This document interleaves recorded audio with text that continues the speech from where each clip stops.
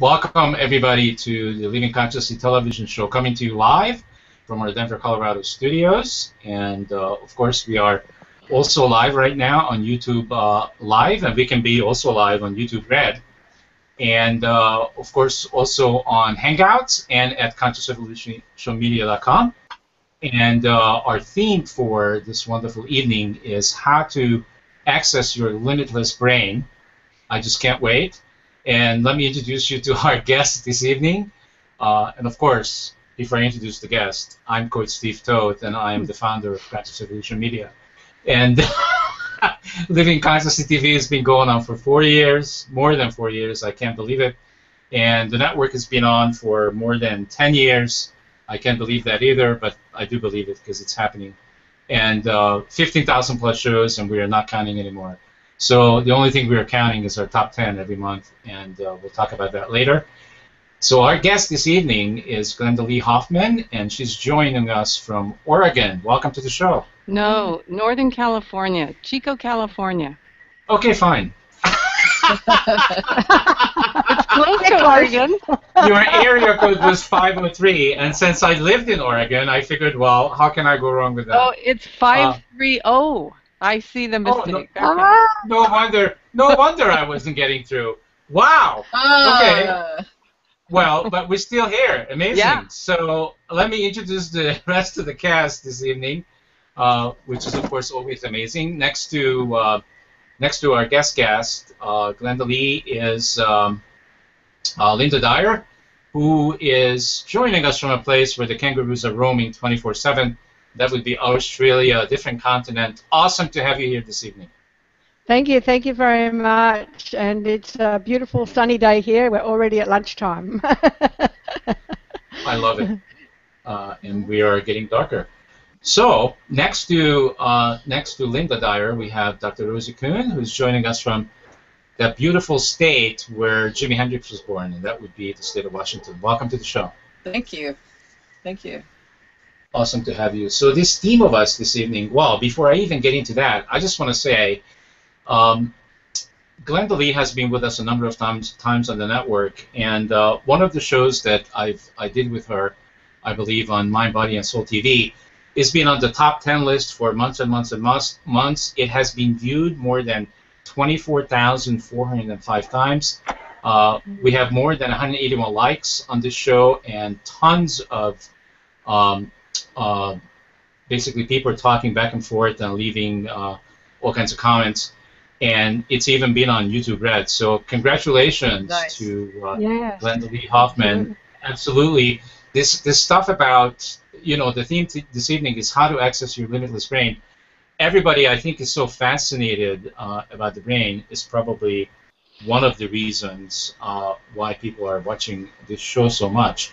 So what's coming to me right now in terms of the first question to ask you, Glynda-Lee, is what I'm wondering about is, I'm noticing that, including myself, that I'm feeling and believing more and more that the way I'm sensing the world and the way I'm believing that I am in my reality is by using my 5 senses to scan what's happening. And I'm noticing that I have a tendency, and I'm sure a lot of other people have a lot of tendency to rescan everything today the same way we scanned it yesterday. So therefore, every day kind of starts happening almost the same way with minor variations. And I'm just wondering how responsible the brain is for this, and how do we get out of that? The brain's completely responsible, first of all. Although within the brain, you have to count culture, the culture you grew up in, because the culture you grew up in is what taught you how to think about time. Our culture thinks about times through calendars, clocks, seconds, minutes, hours, weeks, days, months, years. But there are some Aboriginal cultures, Linda, you know about this, who don't think of time that way. They think of time in terms of now and dream time. And there are other cultures who think of time in completely different ways. So our brain interprets the messages of our culture and then internalizes those messages unless it gets a new message and updates its programming. So, and that's up to us. That's why I say your limitless brain. The reason we have a limitless brain is because the teaching that I studied, which is called the Kabbalah, teaches that life has a purpose, and that the purpose of life is to produce as much fertility as possible in as many places as possible. And we see that in nature. We see that in the biodiversity of nature. We see that in the number of eggs a frog lays, the number of eggs a salmon lays, the variety of species, plant, animal, human beings included in that. We see that in the variety of stars and planets and celestial bodies in the skies. We see it all around us. Nature, the cosmos, is prolific. And on Earth, we are the apex of that drive to produce fertility. We had absolutely nothing to do with that. The forces of the cosmos created our brain, but it created it in that fashion, to give the human brain as much fertility as possible. And when I speak about fertility in modern terms, it's called neuroplasticity. And we're not talking about sex, right? No, I'm not. No, okay. No. In human terms, just wanted to be sure. Right. In other animals, the fertility was connected to procreation, and you see that in the number of eggs different species lay, or the number of offspring. But in human beings, the level of fertility is definitely in our brain. And what the brain is saying to us, what the universe is saying to us with our brain, is that it has achieved in the human brain the highest level of fertility possible, which is all possible possibilities. And what I've learned about neuroplasticity is that the brain can change indefinitely in many ways. Some of the ways we know about, but most of the ways we don't know about because we haven't explored them yet. Yeah, and I believe what you're saying. I'm totally connected to it, but I'm not sure that I'm communicating what I was trying to say. So I'm feeling that we as humanity are stuck, and what we are stuck in, and I'm trying to find a way to get out.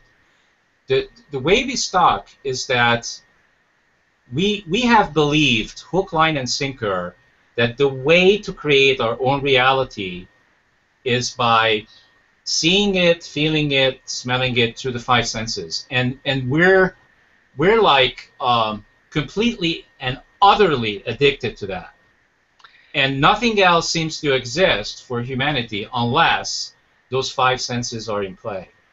And right. And what I'm saying is that we need to get beyond that. We need to break out of the five senses because people believe that there are 7 billion of us sharing this experience on Earth. And that's completely incorrect as far as I can tell. There are 7 billion worlds. Yeah.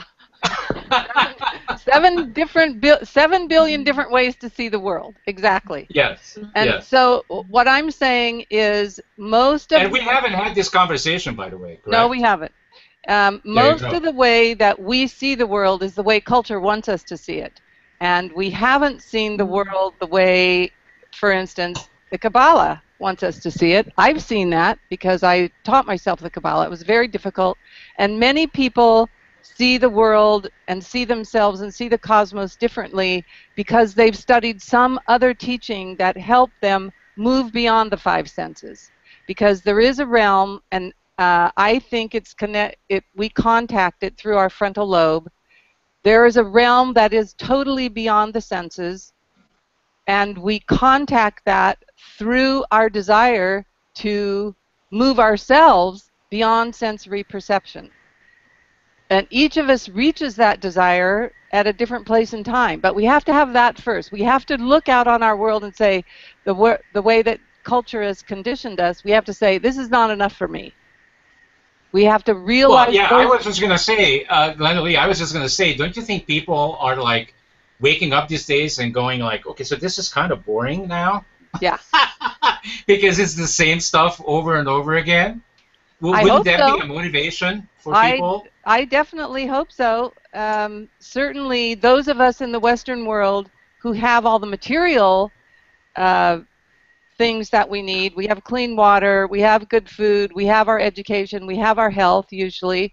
We live mostly recognizing that life isn't going to be scary every single day.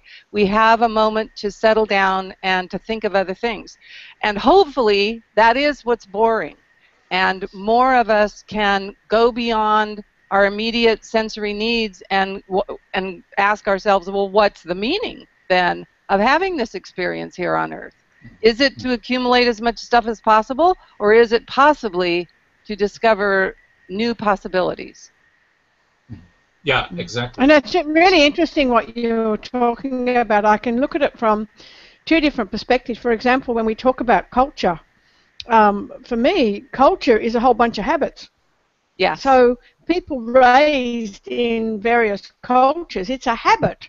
For example, my dad was born in Warnton, England, and raised by his grandmother. So there was a lot of conservatism in our culture. And that may have been something that we rebelled against as teenagers and said, well, we want a bit more variety in what we can do, and what the fact that you could only do that, and the fact that all the girls in the family don't have a middle name, that's okay, I get that, but it was deemed not important enough. And that could have been, and was, in fact, the culture of many societies. But it became a habit where, for me, that was like an instigator to break out of that culture and say, I want more. I feel like that's, could be a limit, and I want to break out and start producing my own culture. But I don't think I understood that what I was doing was creating my own culture until all of a sudden, I started to really get this sort of stuff. Well, you were creating your own reality, correct? Basically, is what you're saying? Yes, absolutely. Yeah. And it's scary at first because it's outside the realms of the culture, and then sometimes people, that we don't feel we've got any support because people are giving us a hard time. No. You don't have any support. There's that old saying, don't walk in somebody else's footsteps, get a machete and hack your own way through the jungle. But guess what I'm finding is that we don't need any support. No, that's right. Well, yes, we do, but it has to come from ourselves.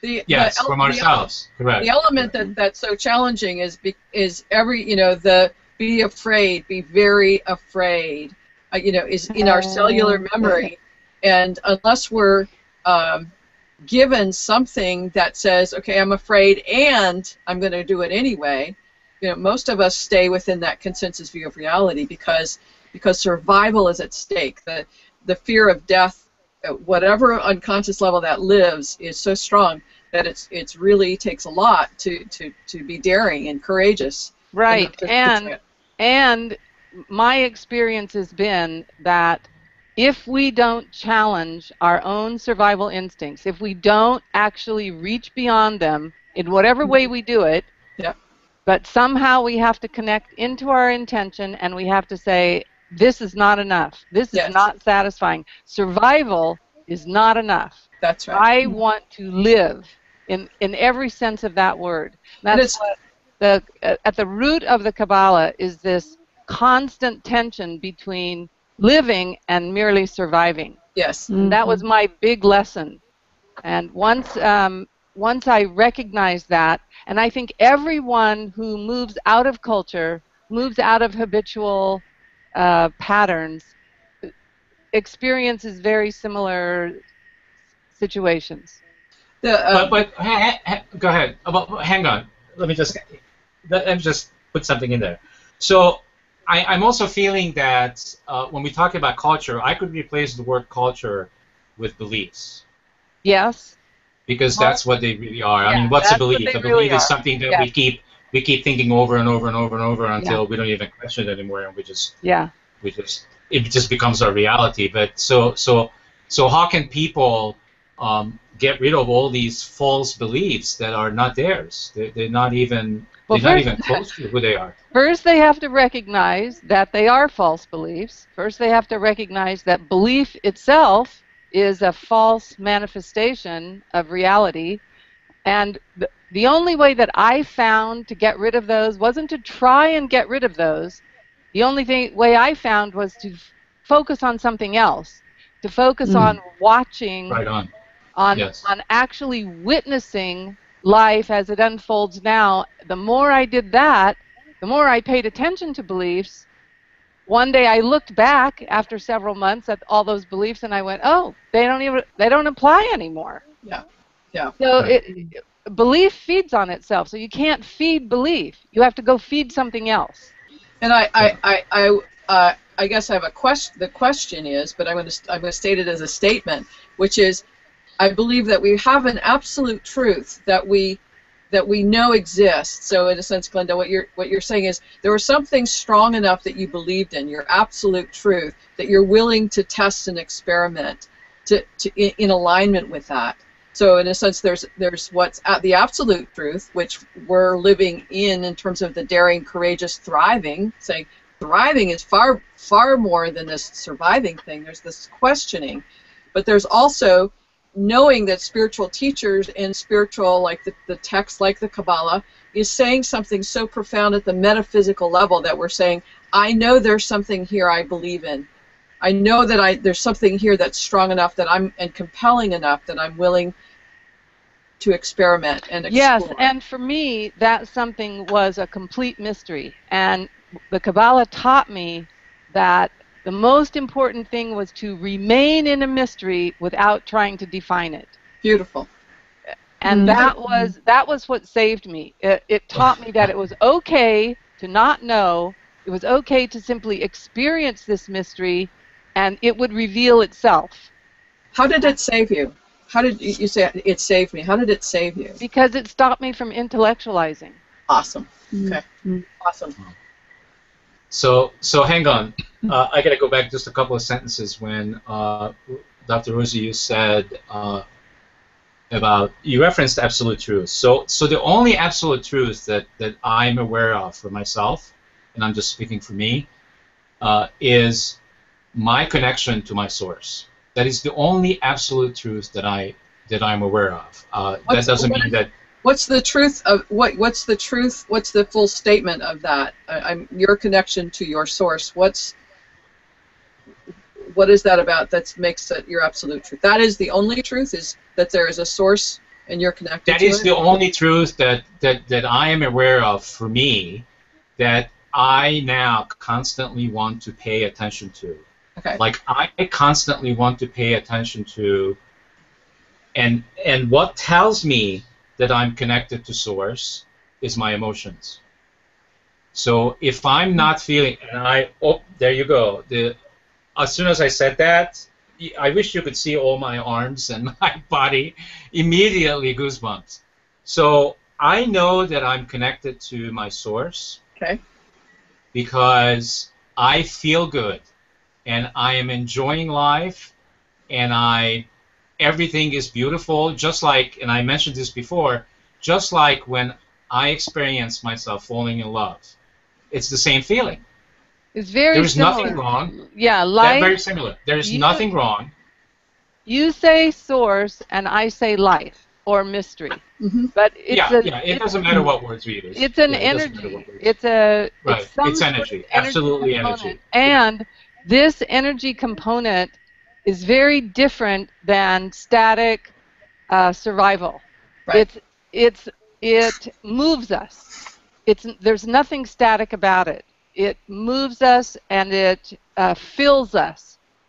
And yes, as long as we're open, long as we're open and we are receptive to receive the energy. And when I know, because the energy is coming all the time. Yeah. Yes, it is. It's always and everywhere.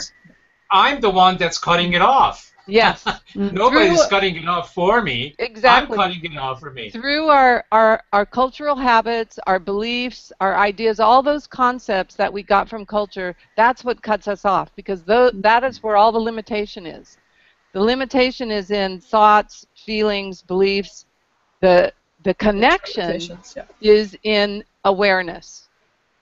Yes. And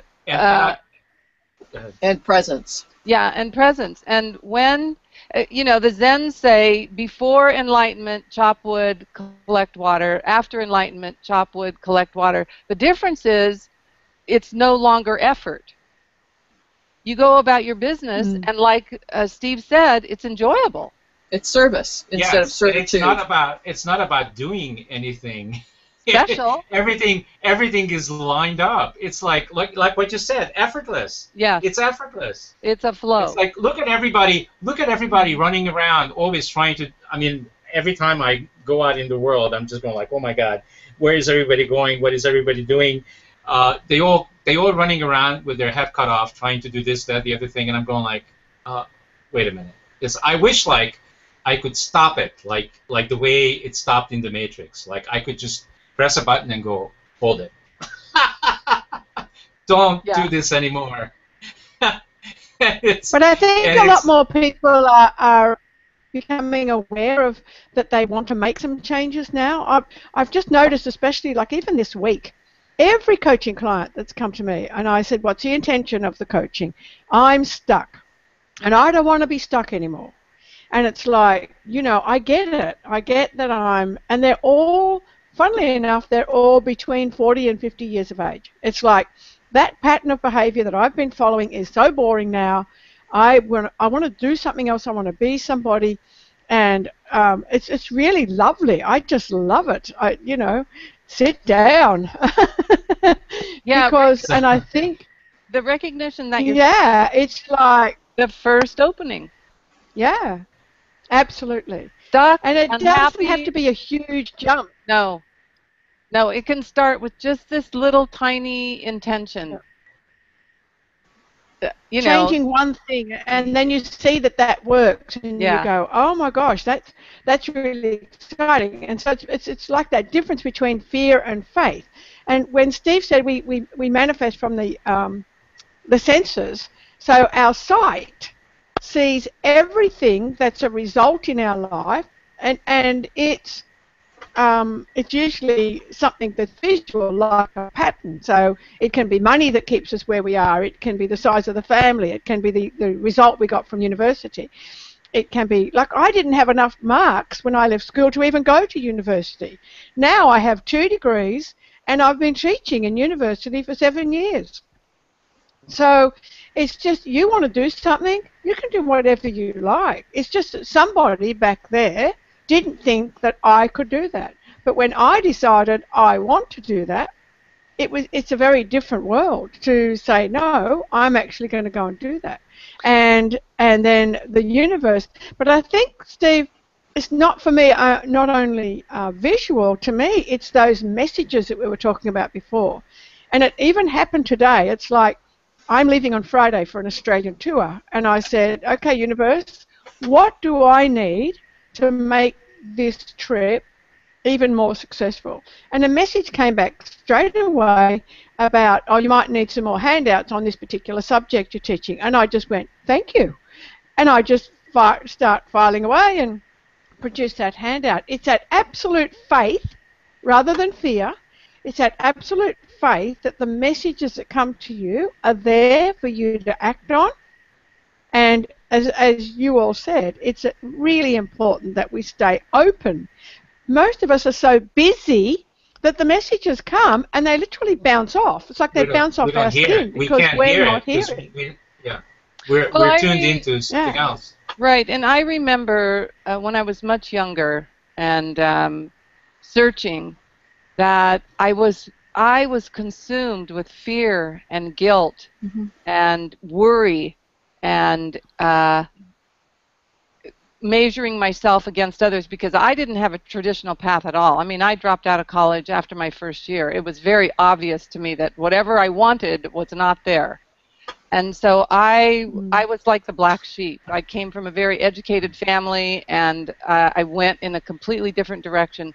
But the journey from that place of being filled with such negative energy and moving in my own erratic path to eradicating all of that, to finding this place where none of that exists anymore, is the pearl of great price. I mean, I live in peace. I live in love. I don't much care what I do these days. I'm a grandmother. That to me is exciting. I spend time with my granddaughter, time that I didn't spend with my own children. It's so lovely. I feel so lucky. My daughter only lives a mile away. She calls me on the phone and says, "Mom, I need you." And I can drop everything I'm doing right then and run over and say, "Hi, I'm here." And I get to play with my granddaughter for a couple hours. And it is some of the loveliest time I have during the day. I've suddenly discovered that 18-month-old children are very healing. They're so in the moment that just playing in the sandbox with them is complete joy. Yes, yes. The part of the challenges that I have with in a sense, the conscious evolution conversations is, and not just, I'm not talking about this specific this. I'm talking about future. What am I, like woo-woo thinking, we'll say, in a sense that we don't take into consideration. We can say, hey, it's easy and it just happens and it's lovely. But much like what you said, Glynda, is there's a lot of hell in this work. There's a lot of it's sometimes a lot of excruciating discernment. Not sometimes, every time. Yes, thank you. Every time, because we all grow up in toxic environments to some degree, and we can't help but take those on. That's part of neuroplasticity. Our brains are so plastic that they just kind of embrace everything that's in the culture, because especially when we're young, we have no ability to discriminate. So we will embody all this dark, negative, toxic stuff. And we are the only ones who can clean that out. Nobody can do that for us. Yes. Well, so let me ask you then, Glynda-Lee, why is it that when I was 12 years old, I didn't buy into the communist system? I saw it for what it was, and I hated it from the moment I discovered it. To some degree, I did the same thing. I don't think I was as conscious as you, but somehow you lucked out. You lucked out by somehow having some part of your field of consciousness that could see that and could say, wait a minute, I'm not buying into this. Lucky you. And I think that I would say that 6 billion of the 7 billion people who on the planet buy in, they get it, like you did, Steve. They get it. This is not, Catholicism or whatever it is. It's like, this isn't it. But what choice do I have in terms of survival? And so we buy in and we do whatever we do. We placate our own well-being for the sake of survival. But then there's that place where you go, okay, enough is enough, and you take the leap, like you did. Rosie, that was such a beautiful statement, because I see that I did that myself. Okay, I have to figure out a way to survive long enough to institute a different program here. Yeah. Yeah. And I don't know how conscious that was with me, but I certainly know I did it, because I was still, very young, living with my parents, and I understood that I had to get through that and get to a place where I was on my own enough that I didn't have their field in my face constantly, and then I could start to explore. And of course, lots of the exploration I did was tragic in many ways, because I jumped off many cliffs and landed on rocks lots of times. Yes. But one of those cliffs I jumped off actually worked. Yes. And so I feel like I was lucky that way. But, I have and I don't feel them anymore, but there was a time in my life when I was just a bunch of bruises. Yeah, I totally. and again, coming back to my point, is the willingness to get bruised the willingness to understand that bruising is, and bushwhacking your own trail requires, you're just gonna get scratched, you're gonna get gouged, you're gonna have but this blood, is, you willingly pay this price because you are determined to get to a new place. That's determined. Right. You know that. But isn't that what so isn't it what Maxwell Maltz was talking about? That whenever you go off track from your culture or from what you're doing, you're going to be challenged. Yes. The universe isn't going to just hand you everything you want just because you want a different life or you want a different car or you want a different house. It's going to say, okay, you want to do that, let's go off track and see how you go. And the nervous system goes, oh my gosh, this is quite scary. And the universe is actually... But wait. I don't agree with that. I don't agree with that. I think that happens is because we don't understand how it works. Well, I think it happens because we're being primed to accept the new goal that we really want. I think we're absolutely challenged to accept the goal, and I felt the challenge, and after a while I embraced them. I'd say, thanks for that challenge. Maybe it was around patience. Maybe it was around understanding that I really could do it. Maybe it was around faith. Maybe it was around, but I felt the need to go through it to get tougher. Yes. And so now, every time I feel the challenge, it's like, bring it on. You know, how can I make that happen? I only have one language. Well, wait, I feel that that's living, like most people I feel are living by default. And yes, you can do this by default, but it's the hard way. And it takes a long time.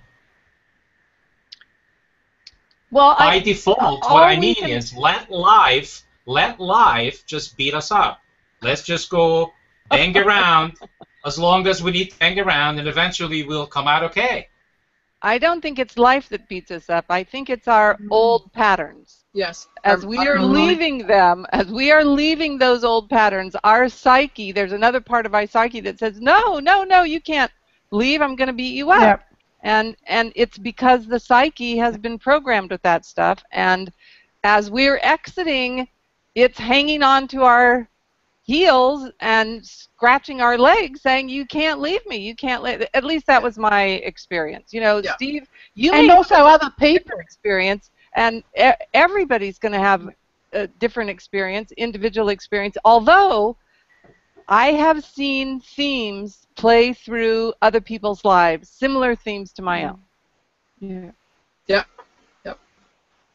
For me, I just want to say, for me, the most important element of all this work is that because I say I'm going to, and I do, there's that follow through, that moment that I do what I said I would do is the most empowering, fulfilling aspect of this work. That's the reward, is that I said I want to know what that is, and I'm willing to experiment, and I did, and oh my God, I survived. I think I'll try it again. I call that the basketball moment, and this is what I mean by that. When you're playing basketball and you throw that ball, the minute it leaves your hands, you know when it's going to go through the hoop or not. And if you know it's going to go through that hoop, and you stand there and feel that, the minute it slides through that hoop, there's a feeling that goes through you, this feeling of success. And only you experience it. Nobody else on the court experiences. You're the only one who experiences it because you're connected to that ball.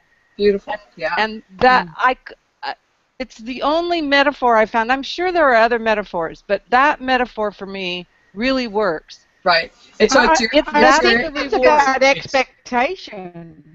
But it's for me, it was an expectation. So that's it's like if I throw the basketball and I don't expect it to go in the hoop, then you know, why did I bother? So, but if I know I've put everything in place to really throw that basketball and have that faith that it's going to do its job, and I'm connected to that basketball, then I have an expectation that there'll be a great result from that. And if there isn't, then it's either, you know, what can I learn?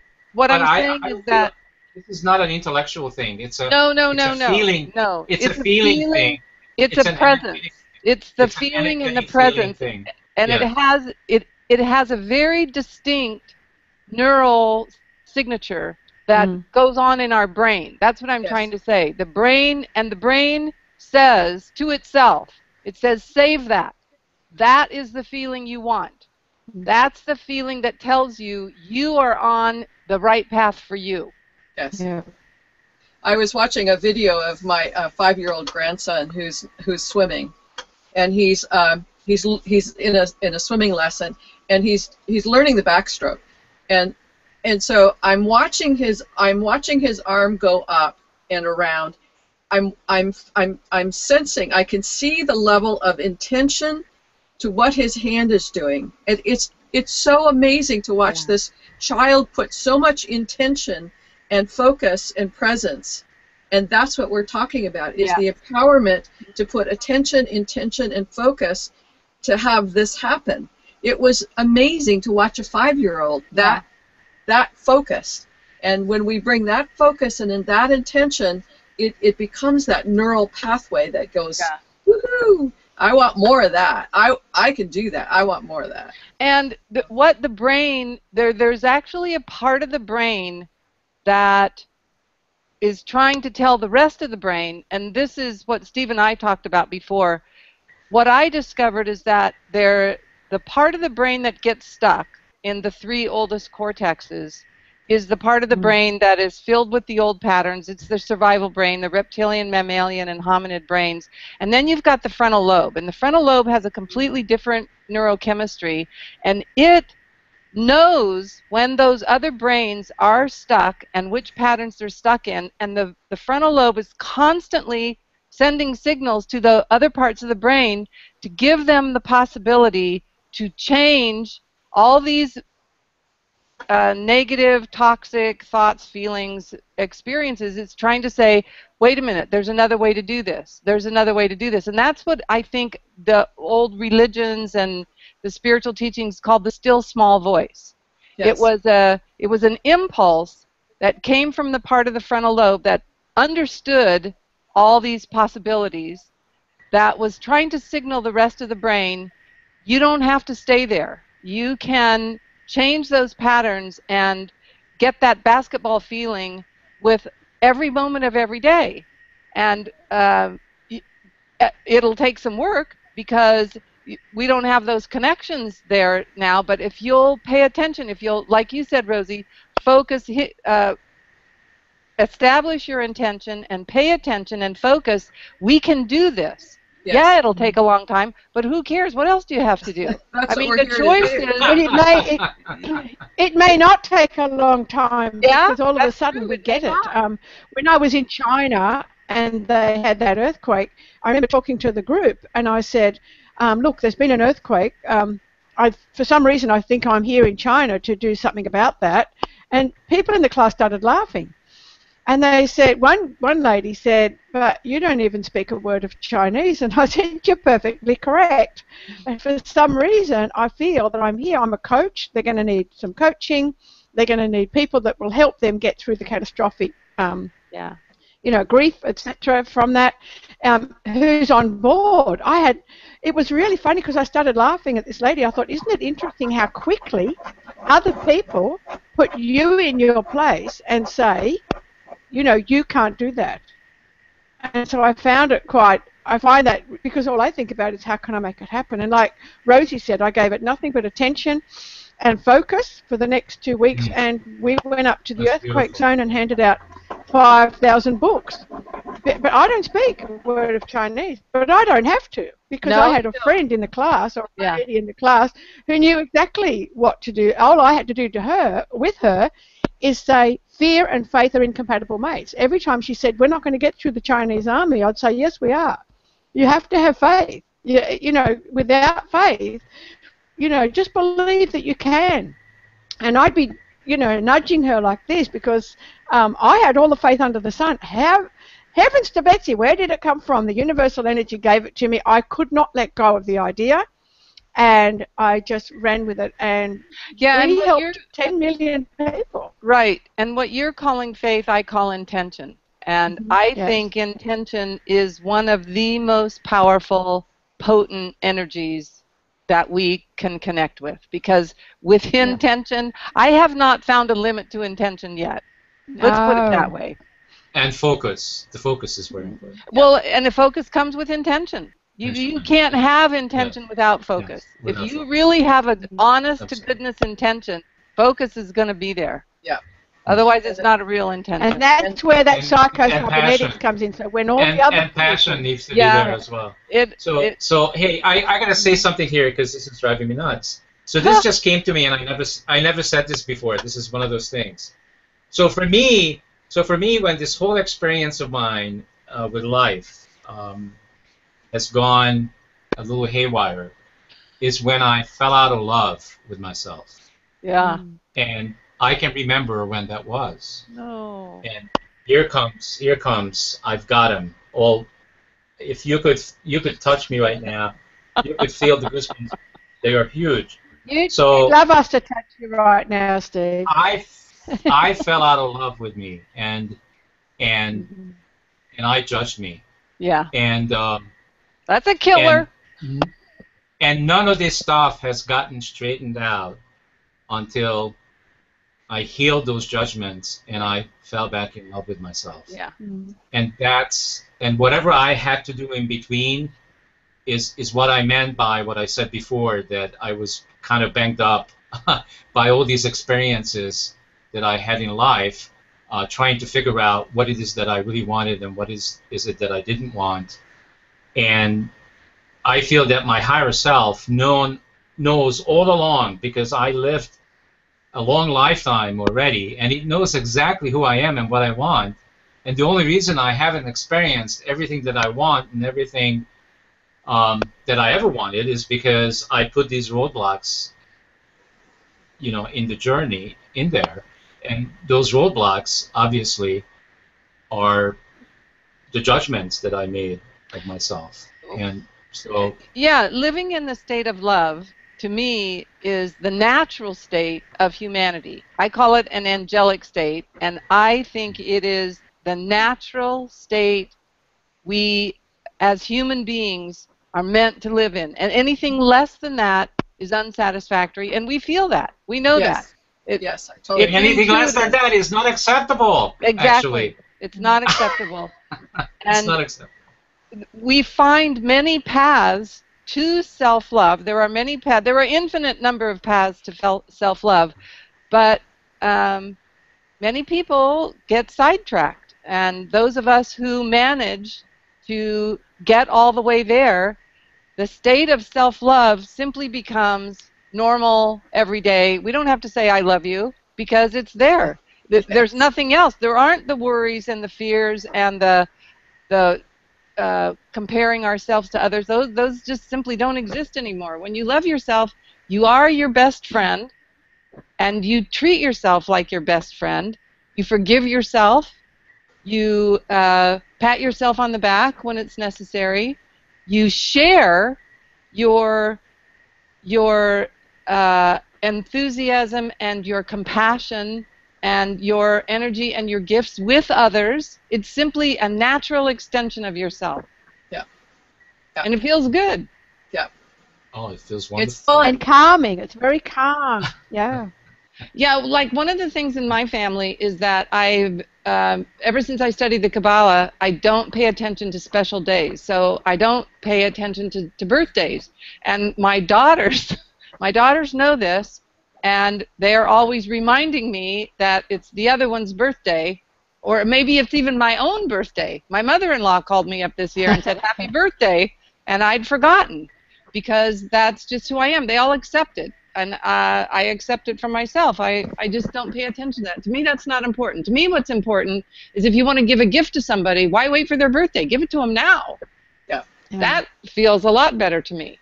Yeah. But, one of my daughters likes to do birthdays. I'm not going to stop her from doing that. I just love the way that they accept that, and that's okay with them. So for a moment, I wanted to explore the duality that we are stuck in, and how we can have a new conversation about duality that perhaps will help all of us with the theme of the show, which is how to access your limitless brain. So I'm experiencing this duality business in a way that everything that I'm experiencing has two ends, right? Energetically, a good and the bad, the white and the, and the black, and the love and the hate. Whatever subject, doesn't matter. And you're just talking about there's a continuum of yes, of everything. We're experiencing life. We're all experiencing life in this duality nature of how, I don't even know how else to say it. This game is set up this way. It's just set up this way.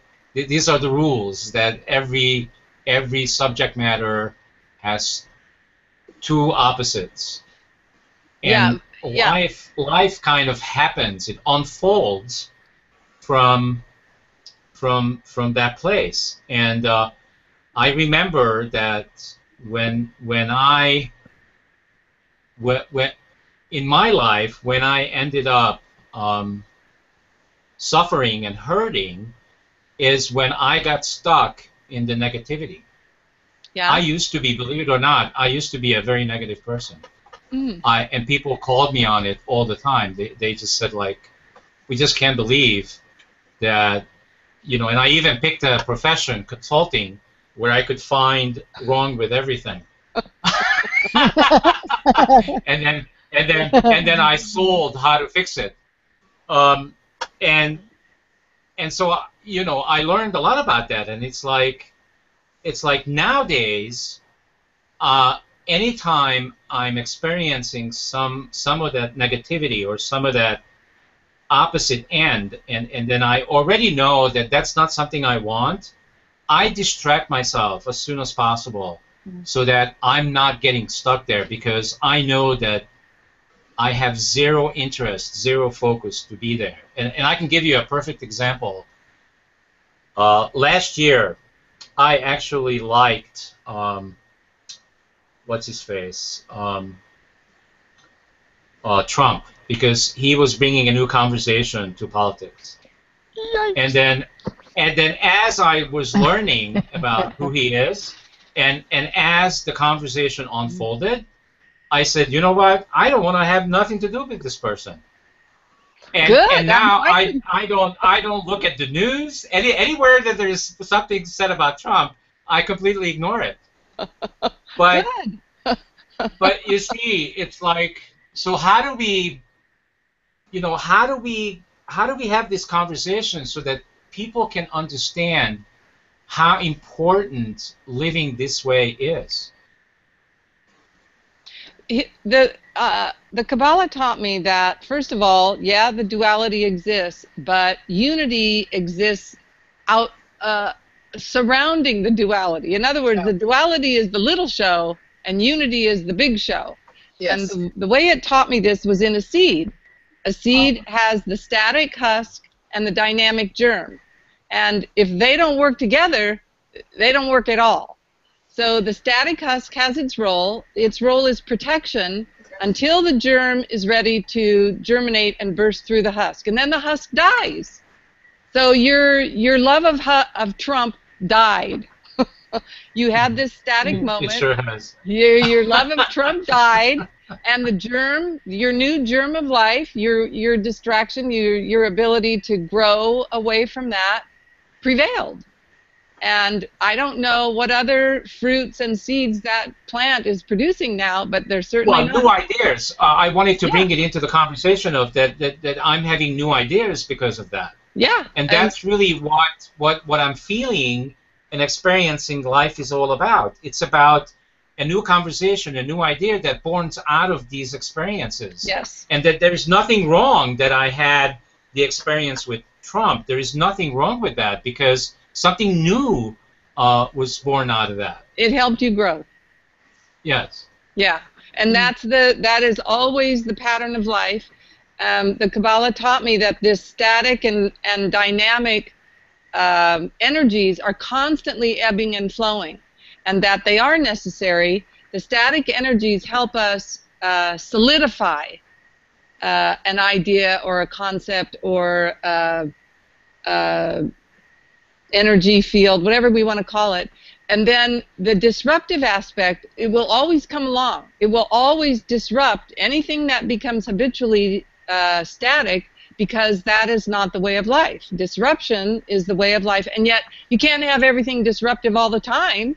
Otherwise, it just becomes chaos. So then the static has to come in again and form this field of sameness, of staticness, just to balance things out just long enough for that burst of disruption to come through again. And it taught me that these two alternating, what appear to be opposing energies, are really operating with within a unified realm. So that when you perceive it as duality, then that's the little show.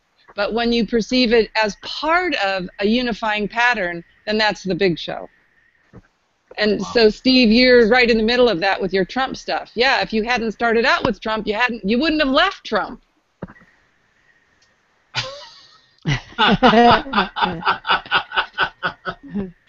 Well, I'm so glad that I did. Yeah, me too. Very glad. And there's no way to go back either. No. That's wonderful. That's wonderful. You've moved on. You're in a new tree. I don't know what this tree is called, and I don't know what kind of fruit it's producing, but it's not Trump fruit. I know that. Yeah, I used to say, when I was in the beginning of my path, when I knew absolutely nothing, my saying used to be, I don't know where I'm going. I only know where I've been, and I am not going back. Yeah. Yeah. Because I didn't know where I was going. It was a total mystery. Yeah, so I also wanted to say something to the theme, which is how to access your limitless brain, is that the way I'm learning how to access my limitless brain is that I'm experiencing that I'm doing less and less. Really, literally, I'm doing less. Well, interestingly, that's exactly what scientists say, that focusing, they used to think that if you focused on something a lot, that you were using all of your brain. What they found out is that the more you focus, the least you use of parts of your brain. In other words, you have to shut down all the static in your brain in order to focus on something. So this idea that you're doing less means what's really happening is that you've become more efficient at what you want to do. And so and what I want to do, yeah, and what I want to do, and that's what I'm doing now, is that I'm constantly being aware of my connection with my source. Yeah. And every time I'm feeling that I'm moving away from it, I make the correction to move back. Good. And Perfect. Then I'm focusing on being as open as I possibly can be, and as, this is even a more important word for me, even as receptive as I can be. And then I ask for what I ask for, which you guys talked about. And then I watch. Oh my God! And I'm getting it again. Yeah, I felt that one. Not only do I watch. Yeah. Is that I am feeling and I'm noticing how things are getting aligned. Yeah. And it's not me doing it. No. It's not me doing it. That's right. And it's magical. Yeah. It's absolutely magical, because all these rendezvous are happening. I'm meeting with people, the right things are happening. It's like I'm going like, okay. So because everybody is so hooked on, proof. People want proof. Like, give me proof. Once you give me proof, then I believe you. And I'm going like, I'm not going to play the game that way, because obviously for most of my life that did not work. Because I was one of those people too that, okay, I have to see it, feel it, taste it, whatever, before I believe you. And I'm not playing that game anymore. Well, what you said, Steve, about setting your intention and then being open and then watching it happen That was what I meant by the basketball experience. Mm-hmm. You watch that ball go feeling. through, and things just I happen. know the And feeling. when you talk about the limitlessness of the brain, the way I used to define that was that the frontal lobe is somehow, I don't know how, but the frontal lobe is connected to the rest of the universe through this synchronistic mystery that we may never know about. That when you set a pure intention, like you talked about, I want to not do that I don't want to do anymore, and I want to do more of this. That's setting that intention. Somehow the frontal lobe picks that up and broadcasts that to the entire cosmos, and the whole cosmos hears it and go, yeah, let's help this guy. Give him that. Exactly. Give him all of that. and About time. it happens. The synchronistic connections get made. The possibilities open up. I mean, it is magic. It's just amazing. Yeah, it's absolute magic. I don't have a better word for it. And for the people out there, I think they just have to experience once, you know. And then once you've experienced it once, then you can do something a little bit bigger, and then all of a sudden it becomes your pattern in life that you just believe that whatever it is, the idea that came to you, that's okay. That I can go ahead and do that, and thank you very much. And all the people, everything will come into place in order for you to make that happen. Yeah. Agreed. Wow. Wow. This is crazy. It's actually not crazy. It's actually very clear. I think we are being very clear about what we're communicating. All of us are being very clear about what we're communicating about how to access our limitless brain, because everything that we said so far on this show is completely in alignment. And this is what I love about these shows that we do, is that we don't ever have, I mean, I never call Rosie or Linda, you know, at home and talk about this stuff, because I don't have to, right? And you don't have to talk to me about it, and I don't have to talk to, in this case tonight, Glynda-Lee. I don't have to talk to her about this stuff. The only thing I talk to her about is to make sure that her microphone and her video and her lighting works. That's the only thing I need to talk to her about. The rest of it, because I do the show the same way as I do my life, it's an unfolding from an intention. And the intention, I just wanted to use this example. The intention tonight was how to access your limitless brain. And as long as we set the intention, none of us have to worry about it, how the show is going to turn out, because guess what? As long as we are aligned and we are open and we are receptive, it all comes. And I love your use of the word clarity, because to me that sums it up really well. To me, that was what I was after from the beginning, and I definitely found it. And clarity is that when you see all these possibilities and you see how these synchronicities come into alignment through intention, you realize that there are so many more possibilities out there waiting for us to imagine them. There's this fabulous quote by a woman named Philpotts that I'm going to get wrong, but it's something like, the world is simply waiting for us to imagine the possibility that we haven't figured out yet.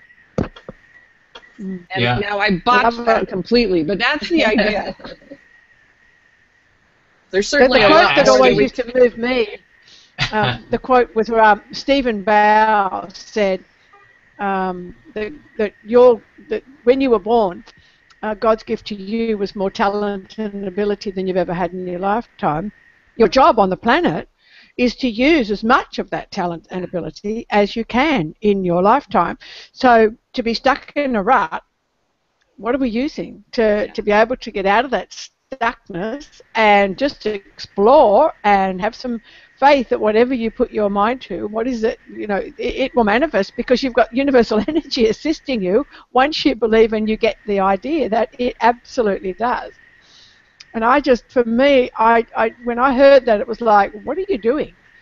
You know, step up. And I've never stopped now. It's wonderful. What if we could create universes? What if we could? I mean, we're creating our own.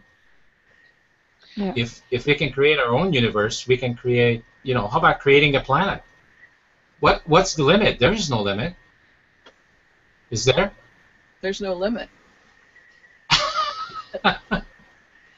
My life purpose is to experience the greatest potentiality of this being, and I have no idea what that is. I can see where I limit myself, and where I limit myself, I work with so that I release those limitations, so that I can express and expand into my fullest potentiality.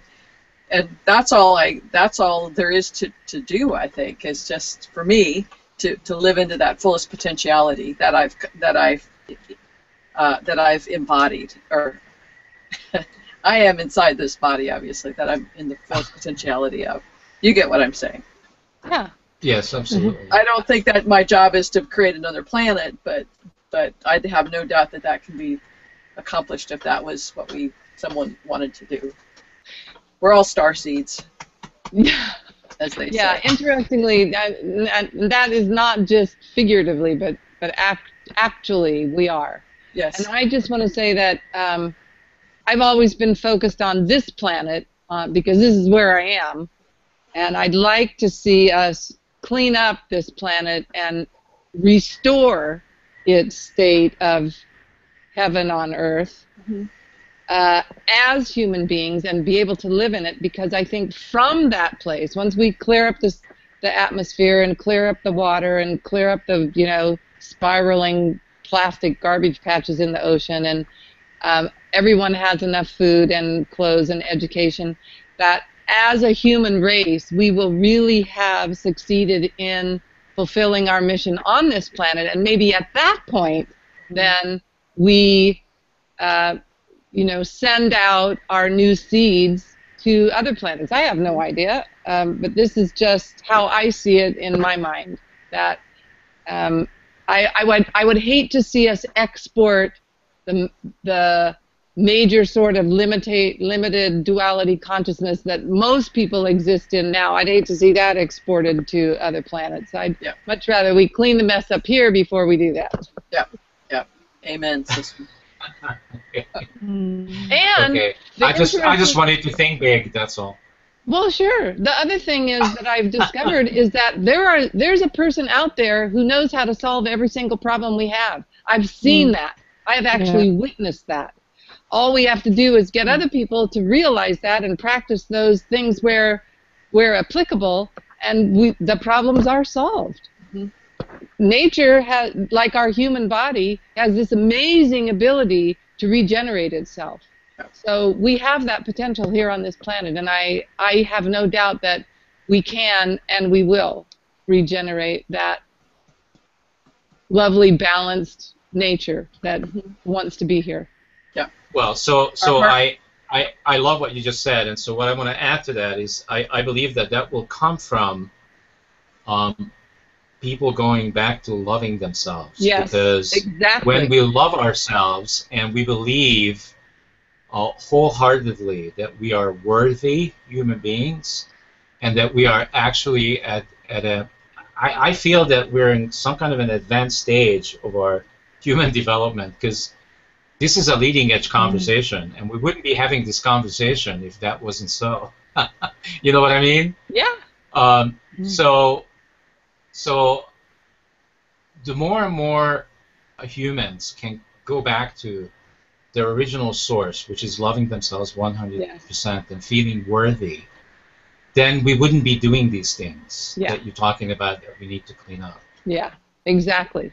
We will clean all that up through the act of loving ourselves. And there wouldn't be any big meetings and discussions and fights over it. We'd all be wearing... It just makes sense. Yeah, we'd all be wearing dungarees and our rubber boots, and we'd be out there doing it. And we are, in our own way, doing it right now. Certainly mucked around in my psyche. And your mucky's like garden. Yeah. Yes, we are. So this was absolutely amazing. I'm blown away. What was possible for us to talk about on this show. And I'm blown away with Glynda-Lee Hoffmann, our guest, and also our cast members, because this conversation wouldn't be possible if you guys weren't as open and receptive to what we're talking about. And we've been talking about how to access your limitless brain. Absolutely fantastic. I'm at an awe of what's possible. And thank you very much, Glynda-Lee, for being here from California. Thanks, Steve, for inviting me. Thank you, Linda, for sharing, and Rosie sharing. It's been a wonderful pleasure, just like you said, Steve. Outrageous, and I hope that this show will do 100,000 views or whatever it wants to. Thank you so much, and for everybody else, we're gonna be on a short break here between seasons on Living Consciously TV. It's just only a couple of weeks, but you will see us back in a couple of weeks from now.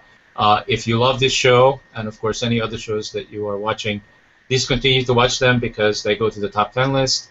And once they get to the top 10 list, they can go to obviously YouTube Red, as well as go to public television or any cable television stations that we work with, and future networks that we're talking about right now. So thank you so much. Have a great evening, everybody, and a beautiful week, and joy, love, and happiness. Yeah. Bye. Bye. See you. Thank you, guys. Bye. Yeah. Bye, Glynda. Bye-bye. Bye, Linda. Bye, Steve. Bye. Okay.